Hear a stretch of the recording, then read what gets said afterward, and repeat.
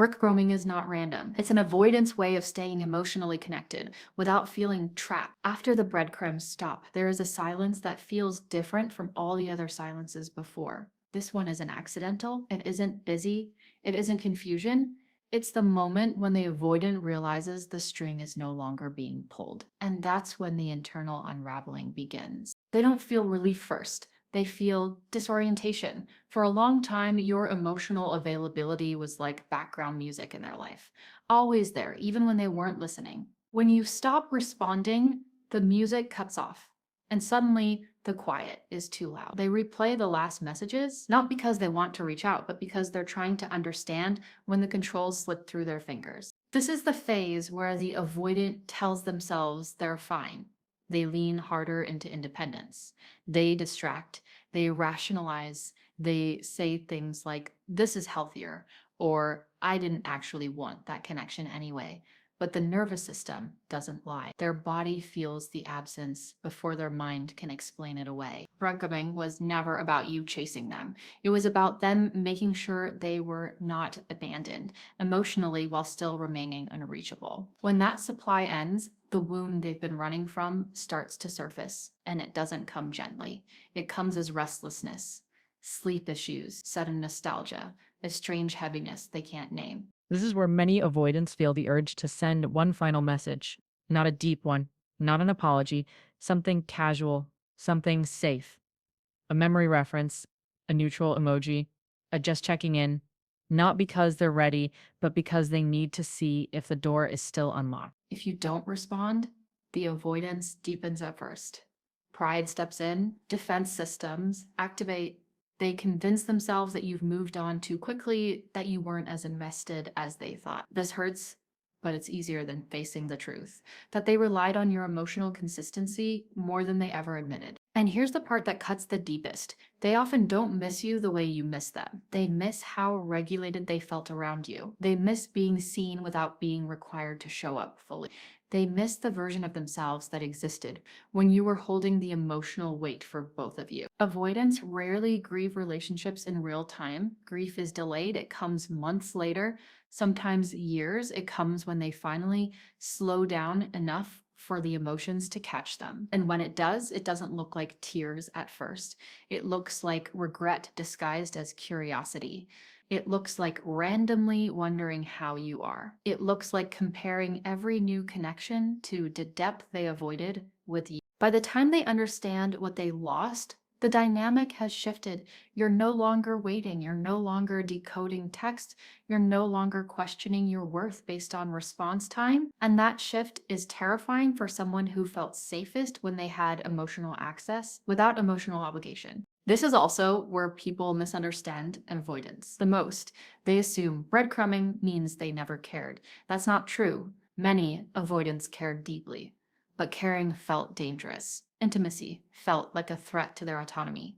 So they learned to engage halfway, enough to feel close, not enough to feel consumed. Breadcrumbing is the symptom, not the core wound. The wound is the belief that closeness leads to loss of self, that needing someone means losing control, that love always comes with expectations they will eventually fail to meet. And you became the safest place they could almost land, almost but never fully. Because landing meant staying, and staying meant being seen, and being seen meant risking rejection at a level they were never taught how to survive. When you stop responding, you don't punish them. You force reality. You remove the emotional cushion that allowed them to float between presence and absence. And while that feels cruel to them at first, it's the most honest interaction they'll ever have with you. Some avoidants grow from this moment. They finally confront the pattern. They seek understanding. They start doing the uncomfortable internal work. These are the ones who eventually come back differently, not with breadcrumbs, but with clarity. Others double down. They replace. They distract. They repeat the cycle with someone new, and they will breadcrumb again, not because they're evil, but because they don't yet know another way to connect without losing themselves. And here's the truth the viewer needs to hear. Your job was never to decode them endlessly. It was never to translate silence into hope. It was never to shrink your needs so someone else could feel safe avoiding theirs. Breadcrumbing only works when someone is willing to starve emotionally and call it patience. The moment you choose yourself, the entire dynamic collapses. And whether they heal or not, after that is no longer your responsibility. Because the most powerful message you ever sent was the one you didn't send at all. And in that silence, something irreversible begins to happen inside you. At first, it feels unnatural. Your nervous system has been trained to wait, to anticipate, to read between lines. Your body still expects the vibration of a message that never comes. You reach for your phone without thinking. You replay conversations you already understand, but still want to reinterpret. This isn't weakness, it's conditioning. Breadcrumbing trained your brain to survive on unpredictability, and now that pattern is breaking. What most people don't realize is that stepping out of breadcrumbing doesn't immediately feel empowering. It feels empty. There's a hollow space where emotional effort used to live, and your mind will try to fill it by romanticizing the avoidant, minimizing the pain, and questioning your decision. This is the withdrawal phase, not from them, but from the version of yourself that learned to accept inconsistency as connection. This is where growth quietly begins. Without the constant emotional push and pull, your nervous system slowly starts to recalibrate. The anxiety fades in small, almost invisible ways. You sleep deeper. Your thoughts stop looping as often. You notice moments of peace that feel unfamiliar, even boring at first. But boring is safe. And safety is something you were denied while waiting for breadcrumbs. Meanwhile, the avoidant is having a very different experience. When you no longer respond, you become unpredictable, and unpredictability is terrifying for someone who relied on your emotional availability as a safety net. They can't regulate you anymore. They can't check in and disappear on their terms. The balance of power shifts, and for the first time, they're the one left wondering, but they won't always show it. Avoidants rarely reach out with vulnerability when they feel exposed. They test the waters indirectly. They watch your social presence. They ask mutual connections about you. They look for signs that you're still emotionally accessible without having to ask. This isn't obsession, it's attachment anxiety surfacing after years of suppression. And here's the uncomfortable truth. Your absence forces them to feel what you felt for months, sometimes years. The uncertainty, the longing, the internal dialogue of should I reach out or let it go? Except now there's no guarantee you'll answer. This is when many avoidants rewrite the story in their mind. They convince themselves that you were too intense, too needy, too emotional. This narrative protects them from accountability. If they admit that breadcrumbing hurt you, they'd have to confront the pain they cause, and that's something avoidants are deeply unprepared to do without emotional collapse. So they minimize, they detach further, or they replace the connection with someone new. But replacement doesn't heal the wound, it postpones it. The new person gets the charming version, the surface level engagement, the initial consistency that always fades. And slowly, the same patterns return. Because avoidance isn't about the partner, it's about unresolved fear. And here's where your role in their life becomes painfully clear. You were not just someone they liked, you were someone who made them feel emotionally held without demanding emotional maturity. You offered safety without pressure, understanding without consequence. Now, that dynamic is incredibly hard to replace once it's gone. That's why avoidants often come back when you've fully detached, not when you're waiting. They don't return because you waited patiently. They return because you stopped. By the time they do, you're different. You no longer respond from longing. You respond from discernment. You don't decode messages anymore. You feel the energy behind them. You notice the lack of accountability, the familiar vagueness, the emotional shortcuts. And what once felt intoxicating now feels exhausting. This is the moment where many people feel confused. They finally get the attention they wanted, but it doesn't feel good anymore. That's because healing changes your nervous system's tolerance for inconsistency. What once felt like love now feels like emotional labor. And that realization can be heartbreaking in its own way. Because you weren't wrong for wanting them. You weren't foolish for believing the connection meant something. It did. But meaning doesn't equal sustainability, and intensity doesn't equal safety. Breadcrumbing thrives on hope. Healing thrives on clarity. As you move forward, you start to recognize the early signs you once ignored, the delayed replies that come with charm instead of explanation, the emotional check-ins without follow-through, the intimacy without intention, and instead of internalizing it, you step back. not to punish, not to prove a point, but because you finally understand your worth isn't measured by how much emotional uncertainty you can tolerate. And this is where the story truly completes. The avoidant may or may not heal. They may or may not understand what they lost. They may carry your memory quietly, using it as a reference point for what real connection almost felt like.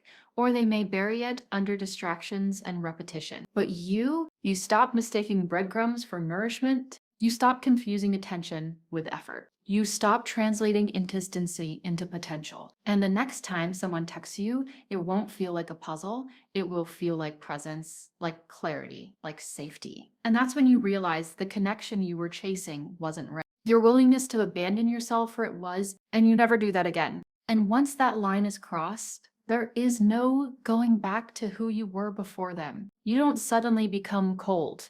You don't become guarded in a bitter way.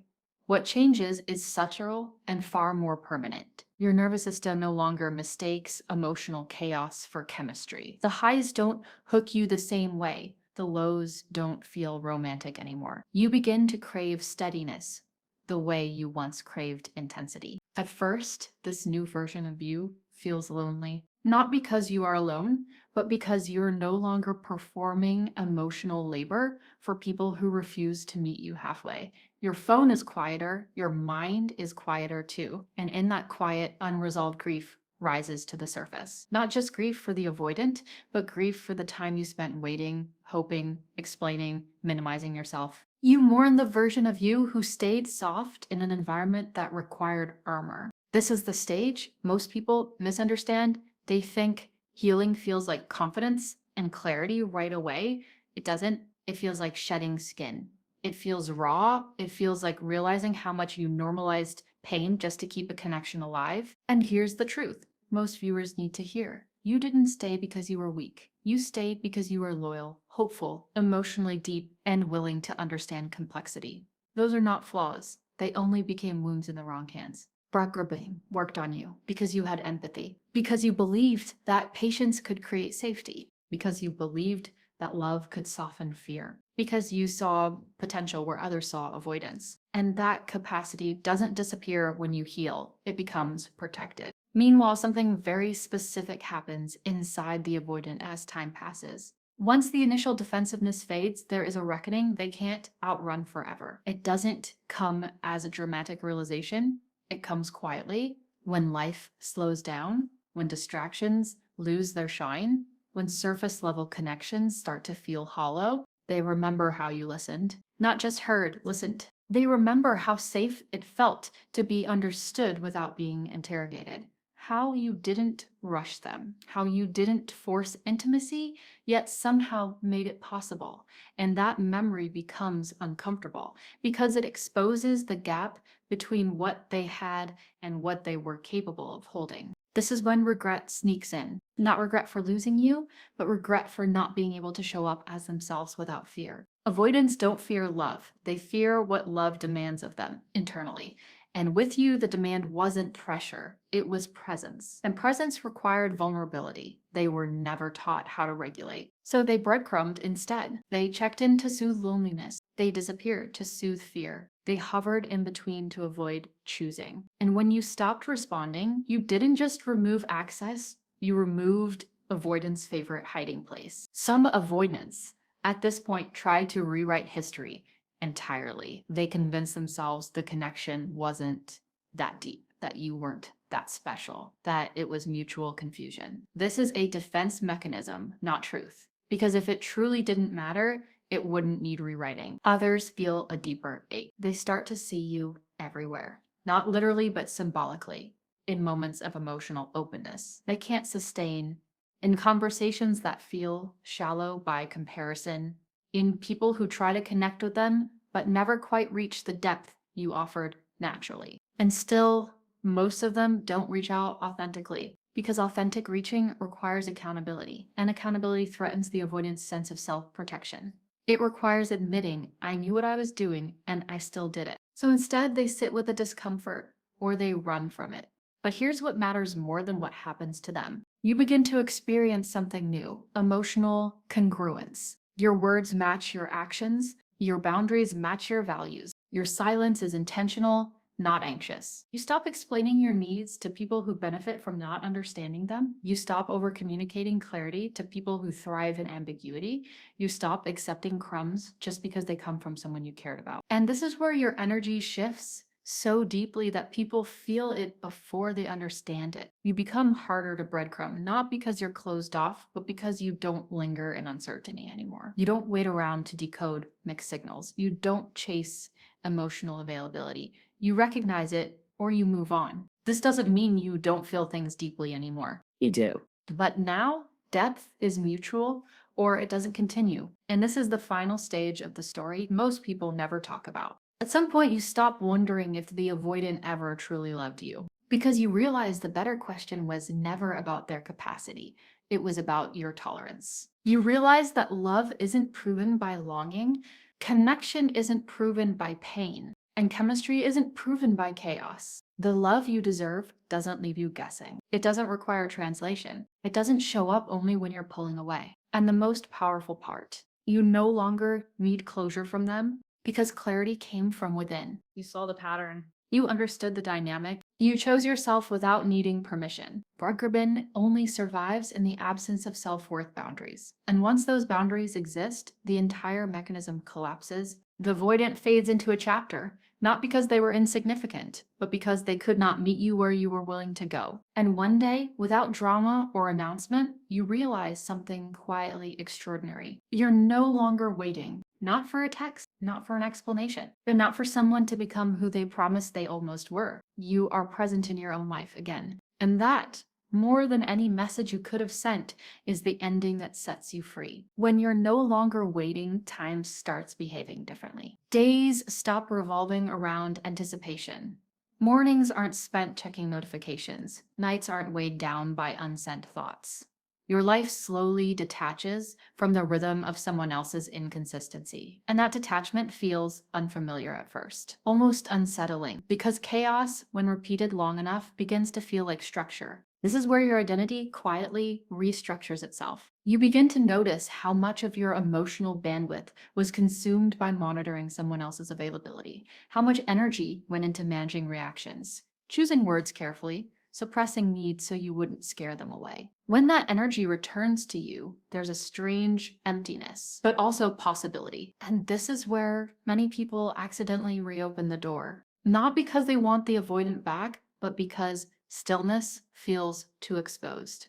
Stillness leaves room for unresolved feelings to surface. And unresolved feelings can masquerade as longing. So let's be clear about something important. Missing someone does not mean you should return to the dynamic. Missing them means you're human. You shared emotional space with someone. You invested. You bonded.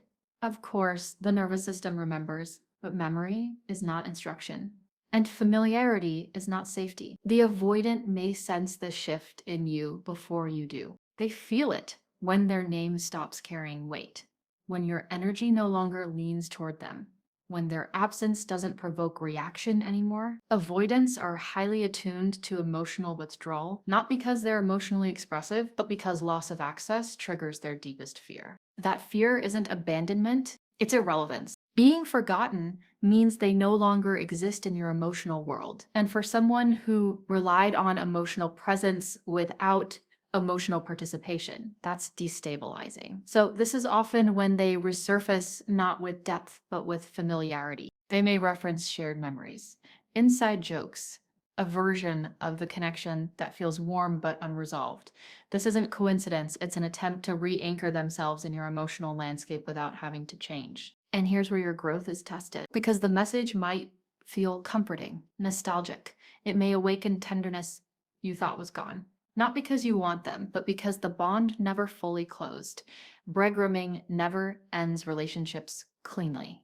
It suspends them in emotional limbo. But you're not who you were before. Now, you notice what's missing. There's no ownership, no acknowledgement of harm, no clarity of intention. Just a familiar tone, hoping familiarity will do the work accountability never did. This is the moment where your silence becomes self-respect instead of strategy. You don't ignore them to prove strength. You don't respond to test them. You don't explain what they already know. You simply don't re enter a space that required you to shrink. And that decision, quiet, internal, unannounced, is what permanently ends the cycle. Inside the avoidant, this is where the story fractures. If they haven't healed, this moment reinforces their narrative that closeness leads to loss. They interpret your boundary as confirmation of their fear, not as consequence of their behavior. This is why many avoidants remain stuck, not because they are incapable of love, but because they confuse boundaries with rejection. But if they have done even a small amount of internal work, something different happens.